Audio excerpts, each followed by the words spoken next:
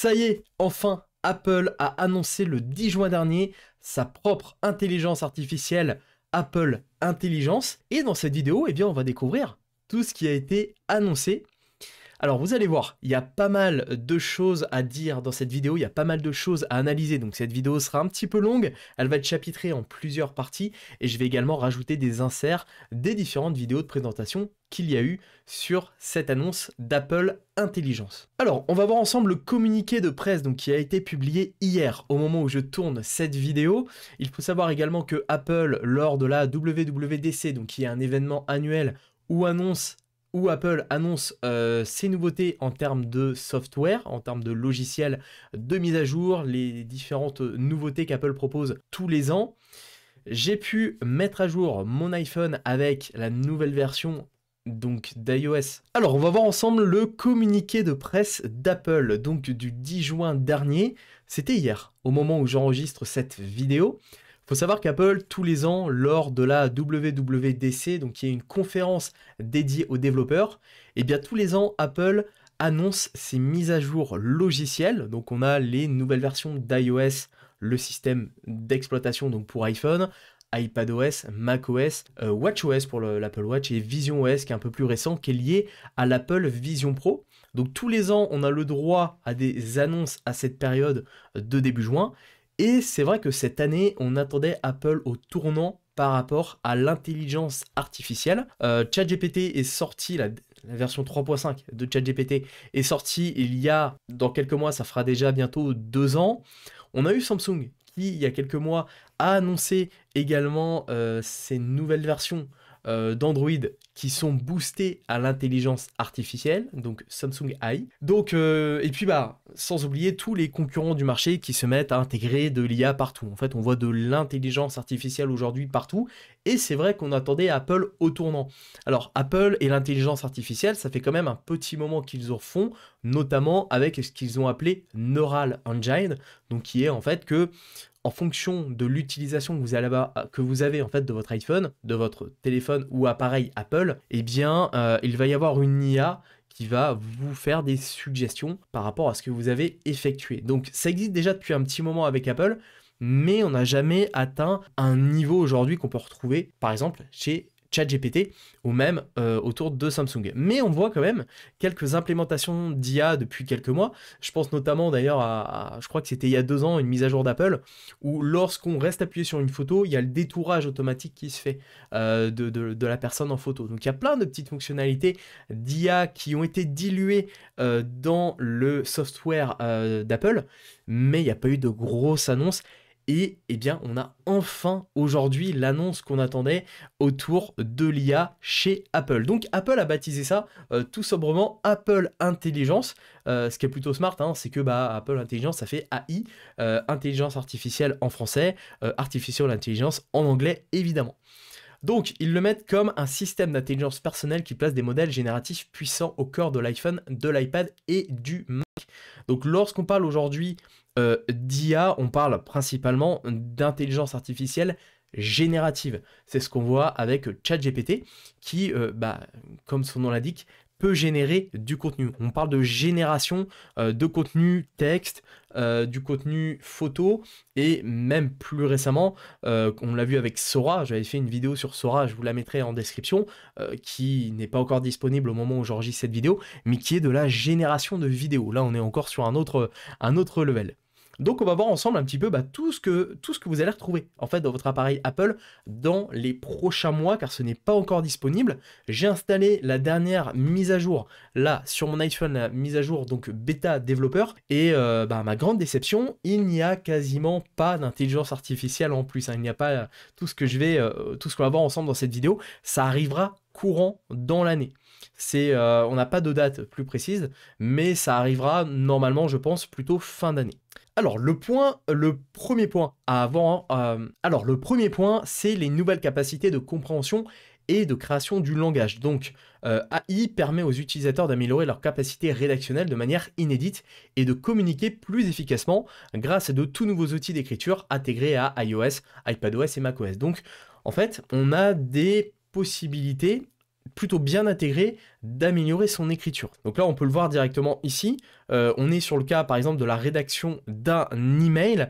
Et en fait, automatiquement, on a juste à surligner le texte et on va avoir cet encart qui apparaît avec plusieurs modifications possibles. On voit qu'on peut décrire ce que l'on souhaite changer.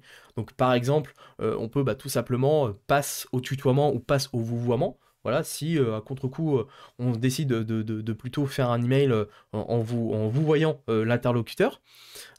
Ici, on peut faire des modifications au niveau de la lecture. On peut faire un rewrite, donc une réécriture. Voilà, ça c'est assez pratique, c'est-à-dire que on peut avoir envie de taper un petit peu comme ça nous vient dans la tête en fait, et de demander à ce qu'on ait un rewrite pour avoir quelque chose qui soit mieux écrit. Et en même temps, l'avantage du rewrite, c'est que ça corrige les fautes. Voilà, donc c'est plutôt assez pratique. Ici, on retrouve 3 modifications qui sont plutôt pas mal lorsque vous avez un texte qui est plutôt déjà bien établi.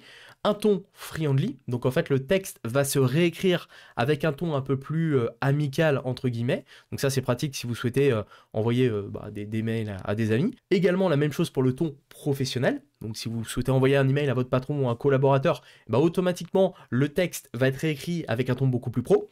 Et on a un truc, moi, que je pense que je vais pas mal utiliser, c'est le concise. Donc, évidemment, tout ça, ça sera en français. C'est le fait de raccourcir le texte, d'avoir quelque chose de plus concis. Donc, de prendre les points les plus importants et de réduire, en fait, tout simplement le texte, quoi. Et également, on a d'autres points. Alors, on n'a pas eu une grosse démonstration sur ce point-là, ici, sur ces 4 choses-là. Summary, ça doit être pour créer des sommaires. Keypoint, ça va être pour mettre des points. Par exemple, si dans notre texte, on met étape 1, étape 2, étape 3 à la ligne, en fait, avec un keypoint, ça va tout simplement restructurer le texte avec des points à chaque fois. Table pour faire un tableau et liste sous forme de liste. Voilà, donc ça, à voir ce que ça va donner. J'ai vraiment hâte, évidemment, d'essayer tout ça.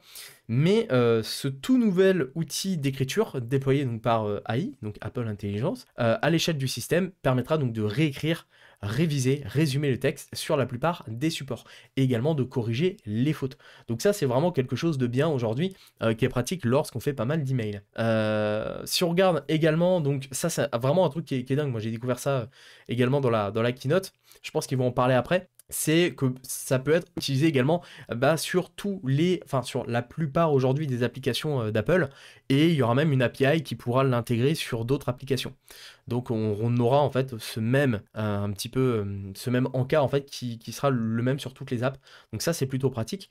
Et sur chaque en fait texte, sur chaque élément, on pourra du coup modifier ces informations. Donc avec Summarize, les utilisateurs peuvent sélectionner du texte et demander à ce qu'il soit résumé sous forme d'un paragraphe, de points clés, d'un tableau ou encore d'une liste. Donc ça, c'est ce qu'on a vu un petit peu avant. Voilà, on peut faire des résumés de la manière que l'on souhaite.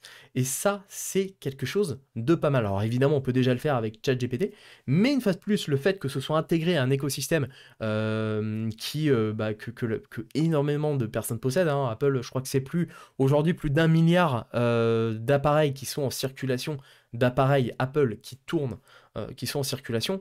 Donc derrière, ça fait une énorme base d'utilisateurs. Donc ça, c'était la partie mail. C'est vrai que c'est pratique hein, de pouvoir comme ça modifier des mails. On va avoir également tout ce qui va être un peu assistant personnel grâce à l'IA. Donc par exemple, avec Priority Message, une nouvelle section située en haut de la boîte de réception affiche les emails les plus urgents, tels qu'une invitation à dîner le jour même ou une carte d'embarquement. Donc en fait, l'IA va tout simplement analyser vos emails et va vous mettre en avant en fait les choses qui sont normalement les plus prioritaires. Plutôt que de voir les premières lignes de chaque email, les utilisateurs peuvent en afficher un résumé sans avoir besoin d'ouvrir un message. Donc ça c'est pas mal, c'est-à-dire qu'en fait automatiquement, plutôt que d'ouvrir les emails un par un et de devoir tout lire, en fait l'IA va pouvoir faire un résumé de l'email et vous l'afficher en premier. Donc ça c'est plutôt pas mal. Pour les longs échanges d'emails, les utilisateurs peuvent consulter des détails pertinents d'un simple geste. Smart Reply offre des suggestions de réponses rapides et identifie les questions contenues dans les emails afin de veiller à ce qu'aucune d'elles ne reste sans réponse. Donc ça c'est quelque chose qui est plutôt pas mal. Hein. Là on voit quelques aperçus. Donc une nouvelle section située en haut de la fenêtre de réception affiche les emails les plus urgents. Donc voilà, en fait l'IA va analyser qu'est-ce qui serait le plus important afin de les mettre en avant. Donc ça, voilà, ça peut faire gagner un petit peu de temps et en visibilité et de faire des résumés. Voilà, donc de prendre connaissance des points principaux sans avoir à ouvrir le message, et pour les longs échanges d'emails, ils peuvent consulter des détails pertinents d'un simple geste. Voilà, pratique. Au quotidien, Ce qui est bien avec Apple, c'est que c'est toujours souvent bien intégré et que ça reste assez invisible en quelque sorte. On peut, comme ça, on s'en rend pas compte, mais c'est très pratique. Il n'y a pas d'autres étapes supplémentaires à faire. Voilà, ça évite de passer par quelque chose de tierce, etc. C'est souvent très bien intégré et c'est pour ça que souvent les nouveautés d'Apple fonctionnent très bien. Smart Reply donc offre des suggestions de réponses rapides et identifie les questions contenues dans les emails afin de veiller à ce qu'aucune d'elles ne reste sans réponse. Donc on aura en fait automatiquement l'IA, donc AI, donc Apple Intelligence, qui va tout simplement analyser en fait le texte et nous permettre de répondre très rapidement. Donc là, on voit par exemple un email de quelqu'un qui parle d'une invitation, et en fait, l'AI a détecté que c'était une question, que cette question pouvait être on pouvait répondre à cette question par oui ou par non. Et deuxième question, est-ce qu'on y va en voiture ou est-ce qu'on prend un Uber?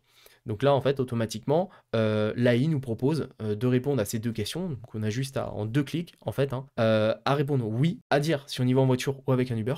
Et ensuite, ça répond automatiquement. Donc c'est pratique. C'est des petites étapes qui font gagner du temps. Voilà. Et ça, on aime gagner du temps. Alors on continue, maintenant ça va être les notifications, donc c'est pareil, on a vu un petit peu le côté prioritaire.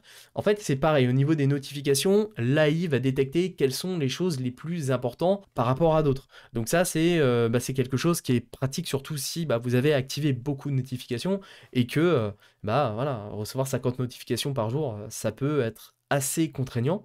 Donc là, automatiquement, pour aider les utilisateurs à rester concentrés sur leurs tâches, une nouvelle fonctionnalité concentration intitulée Reduce Interruption fait apparaître uniquement les notifications qui pourraient mériter leur attention, comme un SMS de la crèche leur indiquant de venir chercher leur enfant plus tôt que prévu. Voilà, en fait, automatiquement, l'AI va détecter les choses les plus pertinentes à vous montrer plutôt que de vous submerger de toutes les notifications possibles. Donc ça c'est pareil, j'ai hâte de tester ça, de voir si vraiment ça arrive bien à déterminer ce qui est le plus pertinent ou pas. Là on le voit, donc mettre en avant ce qui est le plus important, tandis que les résumés aident les utilisateurs à faire le tri parmi des notifications longues ou empilées pour en afficher les détails principaux directement sur l'écran verrouillé. Donc ça c'est quelque chose qui est plutôt sympa quand même.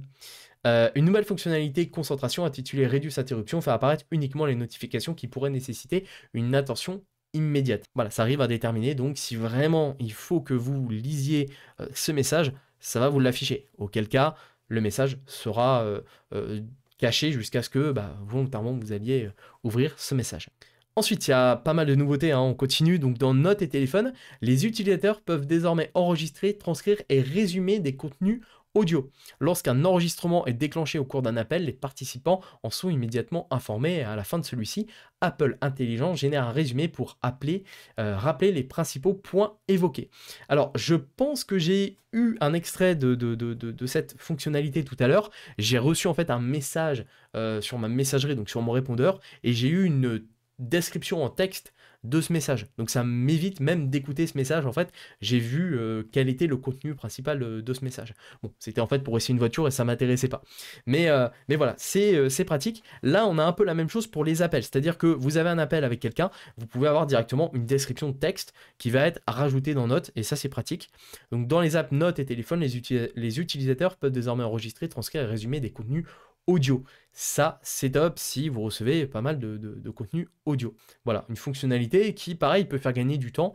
Et après, ce texte audio, évidemment, par la suite, toute cette description de texte peut être évidemment réduite afin d'en garder l'essentiel et encore plus de gagner du temps. Alors, on va passer sur de l'IA générative, mais plus cette fois pour des images, un petit peu comme aujourd'hui les différents systèmes de génération d'images que l'on connaît. Donc avec Image Playground, la communication et l'expression personnelle sont encore plus amusantes. Donc Apple a fait un truc plutôt sympa, je trouve, pour se démarquer un petit peu et à la fois de faire quelque chose qui puisse être fun, amusant et pas très compliqué à utiliser. C'est vrai qu'aujourd'hui, si on souhaite créer des images, on est obligé de faire du prompt engineering, souvent de rentrer des paramètres, des choses parfois un petit peu compliquées, et c'est sûr que ça peut rebuter pas mal de personnes de se mettre à créer des petites images sympas. Et donc Apple a décidé de faire un système assez simple, un peu un système de fusion. En quelque sorte, on prend des éléments qu'on souhaite, donc il y a tout un tas de suggestions, on peut même créer ses propres éléments, et automatiquement, dans une sélection de 3-4, on les combine entre eux, et ça va nous générer des images voilà, des images un peu à la mid-journée, mais avec un style précis. Donc il faut savoir qu'Apple met en avant 3 styles, un style animation, illustration et sketch. Et en fonction donc des images que vous allez mettre en correspondance, en fait, ça va vous créer une fusion et donc une nouvelle image. Donc là, on voit par exemple qu'on a tout d'abord le portrait donc, de la personne, donc Leila, donc c'est voilà, une personne qui a été prise en photo, combiné avec astronaute et combiné avec space. Et en fait, voilà, ça crée un petit portrait, en fait, un peu style Disney ou style Pixar, de cette personne en astronaute dans l'espace. Et donc, on peut le faire avec plein de choses. On peut combiner, là, on voit Jenica avec un alien,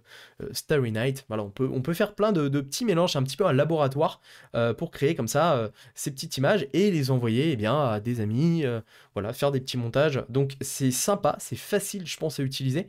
C'est vraiment pas compliqué, hein. On fait juste un peu notre cuisine en combinant plusieurs éléments. Donc les utilisateurs peuvent faire leur choix parmi une myriade de concepts provenant de catégories, quelques thèmes, costumes, accessoires et lieux. Ils peuvent ensuite saisir une description pour définir une image, choisir quelqu'un dans leur photothèque personnelle et intégrer à leur image, puis sélectionner leur style préféré. Donc évidemment, il y a le describe, hein, on peut faire un peu de prompt en plus. Là, on voit un léger aperçu, voilà, partie 4 chef. En fait, ça fait un chat donc, qui est habillé en cuisinier et qui a l'air de faire la fête, voilà.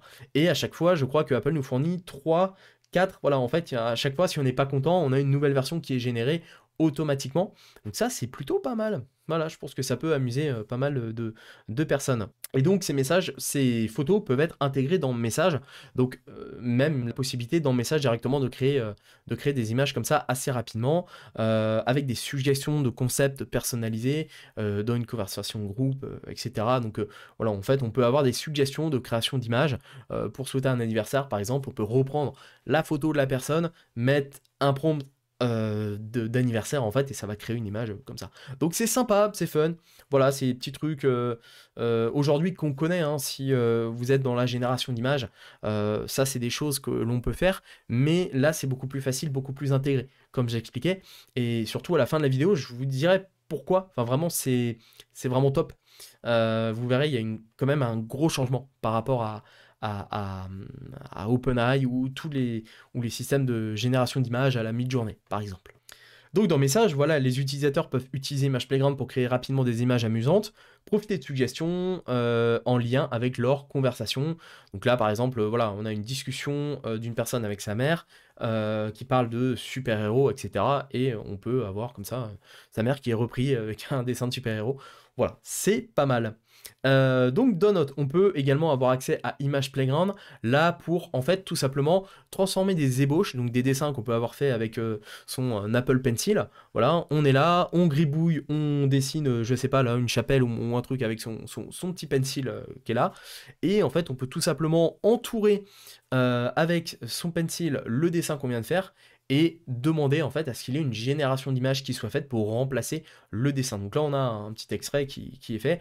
Voilà, on peut choisir après différents prompts, donc ancien Mugwall architecture, colonne, DOM, etc.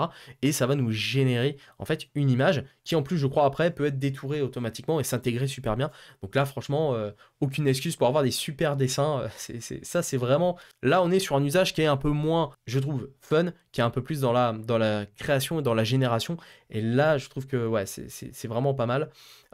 Donc on a accès à la palette d'outils, on peut sélectionner des espaces vides pour créer une image à l'aide du contexte environnant. Donc c'est pareil, hein, vous êtes en train de faire une présentation sur Note par exemple, vous la travaillez sur Note, vous pouvez entourer une zone et demander à Apple Intelligence de vous générer en fait un dessin que vous souhaitez intégrer à cette présentation. Donc ça c'est vraiment un truc qui est top. Alors on connaît tous les emojis, on a eu il y a quelques temps les animojis, je crois que c'était pendant la présentation de l'iPhone 10 en 2017. On a maintenant les Genmoji, donc Apple voilà, teste de nouvelles choses et maintenant on a la possibilité en fait de créer ses propres emojis grâce à Apple Intelligence. Donc on a juste en fait à taper une description avec voilà, en fait on peut même sélectionner des options supplémentaires et ça nous crée comme ça des emojis. Donc là par exemple on peut créer différents emojis. Donc là, celui-là, c'est parlant, smiley relaxing wearing cucumber.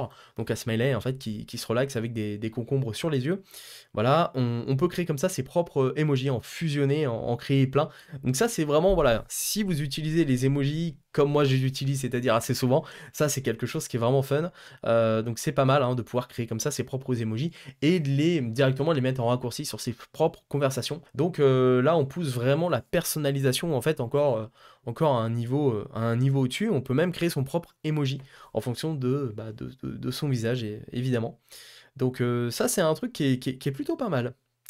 De nouvelles fonctionnalités également dans Photo. Donc là, on a beaucoup plus de contrôle dans Photo. Là, l'IA fait vraiment partie intégrante de l'iPhone également dans les photos. Ça, c'est quelque chose que j'attendais lors de la présentation. J'étais là en mode, mais quand est-ce qu'ils vont me présenter ce truc? J'attendais, puisque chez Samsung, ça existe depuis un petit moment. On a des applications aujourd'hui qui existent et qui permettent de le faire. Là, enfin, ça va être intégré directement à Photo, donc directement dans l'iPhone. Et ça, c'est quelque chose qui est top. Donc là, on a par exemple une photo donc, qui a été prise ici avec plusieurs personnes. On a juste en fait automatiquement, ça a l'air d'être super bien fait, le clean-up, et on peut, ça efface en fait automatiquement les personnes qui peuvent être autour, etc. Donc ça, voilà, c'est quelque chose qui, je trouve, indispensable aujourd'hui si on veut avoir des photos sympas. Il y a toujours des petits éléments qui peuvent gêner. Donc ça, c'est cool de l'avoir. C'est cool que ce soit intégré. Également, au niveau de la recherche, on va pouvoir aller beaucoup plus loin au niveau de la recherche et de la création un petit peu de moments. Ça, c'est un truc que Apple a mis en avant assez rapidement. C'est qu'avec Souvenir, donc, les utilisateurs peuvent créer l'histoire qu'ils désirent, voire en saisissant simplement une description. Donc en fait, on va juste taper un petit peu ce qu'on veut et automatiquement, AI va chercher dans nos photos les éléments qui correspondent à ça, vont nous faire une sorte de montage, assembler les photos ensemble et nous proposer une musique qui va parfaitement correspondre en fait à la situation. Donc on a vraiment un peu une fusion, une synergie entre tous ces éléments, entre de la photo, de la vidéo, de la musique, pour créer un peu des souvenirs, des memory movies comme ils appellent ça. Donc ça c'est pas mal. Là on voit par exemple pour quelque chose autour de la pêche et la musique sélectionnée pendant la présentation était une musique autour de la pêche. Donc voilà, c'est bien, c'est pareil, c'est grâce à l'intelligence artificielle encore, et c'est sympa de montrer comme ça, de se faire des petits... des petits trucs de mémoire comme ça, voilà, des petits souvenirs grâce à AI. Ensuite, enfin, Siri va changer, parce que Siri, qu'on se le dise, hein, c'est complètement claqué, je trouve, sur iPhone. Voilà, même si on compare aujourd'hui avec Google ou même avec Alexa, c'est vrai que c'est pas dingue, hein. Siri comprend rien. À chaque fois qu'on va lui demander quelque chose un peu technique, il va nous dire tiens, j'ai trouvé ça sur le web. Mais non, en fait, je m'en fous, je veux la réponse. J'ai pas besoin que tu m'envoies sur un lien pour que j'aille voir ça. Non, non, moi, ce que je veux, c'est la réponse. Donc, c'est pour ça que, enfin, on attendait du nouveau avec Siri, et concrètement, Siri change complètement. Donc, même déjà esthétiquement, au lieu d'avoir la petite bulle qui apparaît à droite, ça va prendre tout le pourtour de l'écran. Voilà, donc esthétiquement, ça change un petit peu, et surtout qu'on peut lui demander plein de choses. Donc, des capacités de compréhension du langage encore plus riches. Siri est plus naturel, plus adapté au contexte et plus personnel. Il est en mesure de simplifier et accélérer les tâches quotidiennes. Il est temps. Il peut compenser si les utilisateurs butent sur certains mots et conserver le contexte d'une demande à l'autre. Donc ça, c'est bien, c'est plein de choses. On va pouvoir parler plus facilement avec Siri. Un petit peu, je pense, ce qu'on peut voir aujourd'hui avec la nouvelle version de ChatGPT. Donc on pourra communiquer avec lui, même lui écrire par message si on ne souhaite pas utiliser la voix, et il pourra comme ça nous proposer plein de nouvelles suggestions. Donc ils peuvent désormais écrire et passer du texte à la voix pour communiquer avec lui de façon qui leur semble la plus simple pour le moment. Donc ça c'est bien, on peut avoir également une assistance. Ça c'est vraiment génial pour les personnes qui aujourd'hui sont pas forcément encore très à l'aise avec la technologie, et encore moins avec les nombreuses mises à jour, car c'est vrai, chaque mise à jour apporte son lot de nouveautés, mais également parfois son lot de nouvelles fonctionnalités, des trucs un peu complexes, etc. Et là, en fait, ils ont carrément intégré le guide complet, l'iPhone User Guide, directement avec Siri, et on a juste en fait à demander, par exemple, comment faire telle chose avec mon téléphone, et on va recevoir en fait directement le guide. La notice en fait, donc le tutoriel pour le faire. Donc ça c'est vraiment quelque chose qui est pratique, et ça c'est bien qu'il l'ait intégré vraiment avec l'intelligence artificielle. Voilà, donc Siri sera apte à comprendre les contenus des utilisateurs, à effectuer des actions conséquentes dans un plus grand nombre d'apps au fil du temps. Donc on aura les API qui seront greffés sur d'autres apps, donc ça c'est bien. Si par exemple un utilisateur reçoit la nouvelle adresse d'un ami via message, il pourra dire ajoute cette adresse à sa fiche de contact. Voilà, donc ça c'est pareil, c'est des petits trucs en fait qui font gagner du temps. Voilà, à chaque fois ça évite de copier l'adresse, aller dans les contacts, l'ajouter. En fait, l'IA va le faire à la place et Siri, je l'ai vu pendant la présentation, prend un petit peu le contrôle de votre téléphone le temps de faire ce que vous lui avez demandé. Voilà, donc ça c'est quelque chose de bien. Si on lui dit bah planifie-moi un itinéraire pour aller à tel endroit, Siri sera en mesure en fait d'aller directement sur la plan et puis de planifier l'itinéraire en passant par tel endroit. Et si vous avez demandé bah arrête-moi ici, passe par là, dans cette ville, etc., il pourra en fait le faire. Donc c'est vraiment un assistant personnel. Là on passe vraiment du côté le truc qu'on va lui demander un truc, enfin il va rien comprendre, à la Siri qui va vraiment en fait faire le travail et effectuer ce qu'on lui a demandé. Donc ça c'est génial. Une personne pourra dire affiche l'article sur les cigales de ma liste de lecture, envoie les photos du barbecue de samedi à Caroline, il s'en chargera. Et d'ailleurs on le voyait pendant la présentation, en fait il y a moins besoin de prendre une voix ou même de parler à un robot. On peut parler finalement à Siri comme on parlerait à n'importe quel être humain et c'est justement ce qui va rendre le truc un peu plus naturel. Enfin, Siri peut désormais s'acquitter de centaines de nouvelles actions au sein à travers des apps, notamment pour retrouver des recommandations de lecture envoyées par un ami via message email. Donc ça c'est bien, voilà, on va avoir vraiment un Siri qui va un peu plus se fondre dans l'environnement et qui sera un peu plus compatible avec, avec tout cet écosystème d'Apple Intelligence. Donc par exemple, un utilisateur pourra dire lance la lecture du podcast que Louis m'a recommandé et Siri trouvera et lancera l'épisode sans que l'utilisateur ait à se demander si la recommandation avait été envoyée via SMS ou email. Ou il pourra demander à quelle heure atterrit l'avion de maman et Siri trouvera les informations du vol et les recoupera avec le suivi du vol en temps réel pour fournir un horaire d'arrivée. Voilà, c'est plein de petites choses, j'ai hâte de tester ça, savoir si ça fonctionne vraiment aussi bien que ce qu'ils ont l'air de le présenter et voir à quel point ça peut carrément changer l'usage qu'on a aujourd'hui de notre téléphone. J'aime beaucoup en tout cas la nouvelle animation. Voilà, un peu coloré dans tous les sens. Ça, je trouve ça plutôt pas mal. Voilà, globalement, toutes les nouveautés que l'on va retrouver dans Apple Intelligence. Mais là, on va s'intéresser à un sujet qui est hyper important, hein, qui a fait un petit peu débat. Et je vois un petit peu sur les réseaux sociaux, il y a pas mal de personnes qui n'ont pas l'air de trop comprendre comment va fonctionner en fait Apple Intelligence. Et l'histoire du deal avec ChatGPT est encore assez obscure. Donc je vais essayer vraiment de répondre vraiment à toutes ces questions et toutes ces interrogations que j'ai pu voir ces dernières heures. Donc Apple a annoncé sa propre IA, donc Apple Intelligence. Sur ça, ok, on a vu toutes les nouveautés.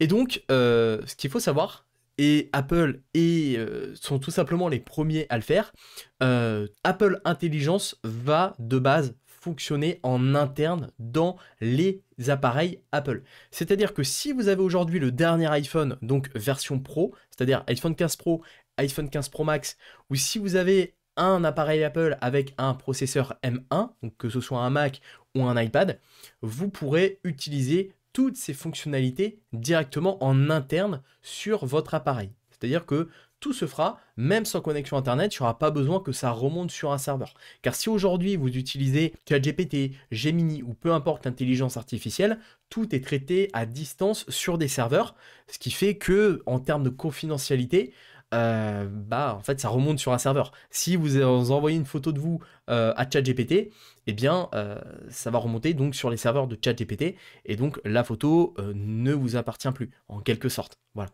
Donc Apple, ça va s'exécuter en fait directement sur les appareils si vous avez un appareil évidemment compatible.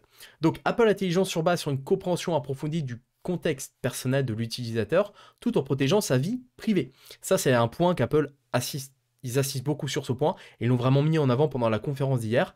Donc une des pierres angulaires d'Apple Intelligence est le traitement sur l'appareil et nombre des modèles impliqués s'exécutent entièrement sur l'appareil. C'est-à-dire que ce qui va être fait, c'est que le plus d'informations vont essayer d'être traitées en interne afin d'éviter que ça remonte sur un serveur. Par contre, la puissance nécessaire pour de l'IA générative aujourd'hui est très importante. Et ça ne sera pas possible en fait de tout générer directement sur l'iPhone ou sur un Mac. C'est pour ça que on va arriver donc à la deuxième couche, la première étant tout ce qui va être en interne, donc directement sur votre appareil.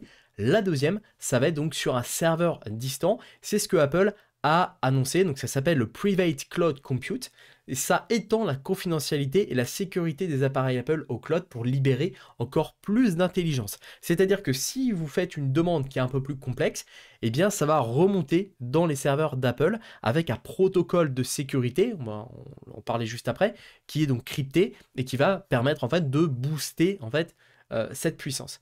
Donc avec Apple Private Cloud Compute, Apple Intelligence peut adapter sa capacité de calcul et faire appel à des modèles plus larges basés sur des serveurs pour les demandes plus complexes. Ces modèles fonctionnent sur des serveurs alimentés par les puces Apple, fournissant une base qui permet à Apple de s'assurer que les données ne sont jamais conservées ou exposées. Donc Apple a le contrôle de ces serveurs comme ça, en fait, lors de ces demandes complexes, ça va remonter dans ces serveurs.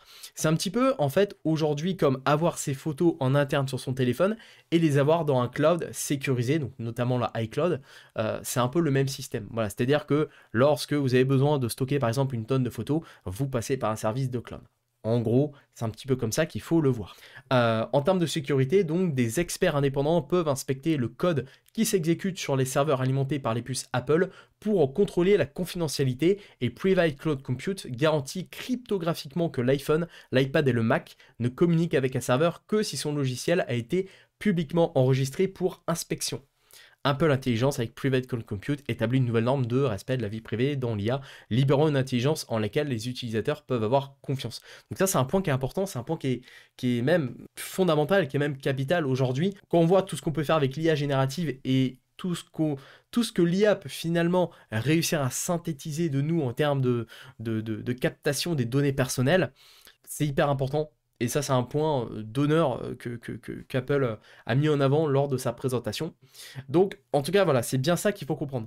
Premier palier en interne, c'est-à-dire que toutes les requêtes qui pourront être traitées sur votre appareil seront traitées sur votre appareil. Deuxième palier, ça va être Apple Private Cloud Compute, donc sur les serveurs d'Apple. Et troisième palier, Apple l'a annoncé, ça va être l'intégration de ChatGPT. Donc oui, il y avait des rumeurs, on n'en était pas sûr, mais Apple a officiellement signé un deal avec OpenAI. ChatGPT sera donc intégré aux plateformes d'Apple.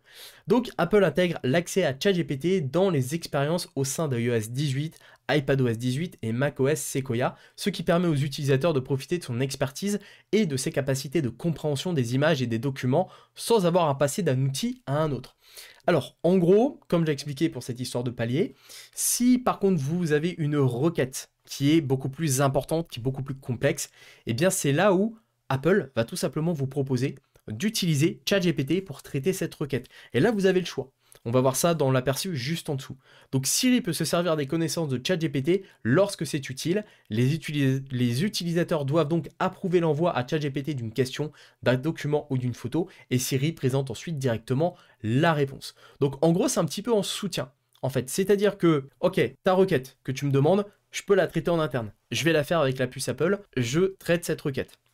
Deuxième option, cette requête, ok, un peu plus complexe, je vais passer par les serveurs Apple. Apple Cloud Compute. Troisième solution, c'est trop compliqué, eh bien, je te propose d'aller en fait demander directement à ChatGPT qui est intégré en fait directement à l'écosystème Apple. Donc on voit ce que ça donne. Là en fait on a une personne donc qui explique un petit peu ce qui lui reste dans son frigo. Hein. J'ai du saumon, des lemons, tomatoes, etc. Aide-moi en fait à faire un plan de course.